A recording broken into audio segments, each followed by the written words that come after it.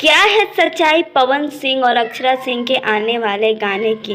क्यों हो रही है इस गाने की इतनी ज़्यादा बातें? पूरा वीडियो देखें और वीडियो आपको अच्छा लगे तो लाइक शेयर कमेंट करना बिल्कुल ना भूलें और हमारे चैनल को भी सब्सक्राइब ज़रूर कर दें। एक फ़ोटो काफ़ी ज़्यादा वायरल हो रहा है जिसमें पवन सिंह एक गाने की शूटिंग कर रहे हैं और कुछ लोग ये अनुमान लगा रहे हैं कि पवन सिंह और ज्योति सिंह के तलाक के बाद अक्षरा सिंह और पवन सिंह जी का बहुत बड़ा गाना हमारे बीच में आने वाला है। जी हाँ, आपको बता दूं कि कल अक्षरा सिंह ने अपने एक वीडियो में ये कहा था कि उनके बैक टू बैक कई गाने आने वाले हैं, लेकिन पवन सिंह जी के साथ की चर्चा उन्होंने नहीं की है।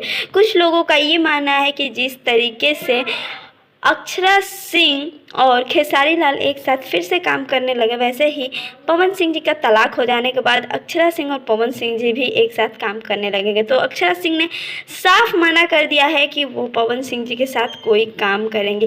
वैसे आप ये वीडियो देखना चाहते हैं तो उनके इंस्टाग्राम स्टोरी में जाकर देख सकते हैं किस तरीके से अक्षरा सिंह ने इस बात का जवाब दिया है।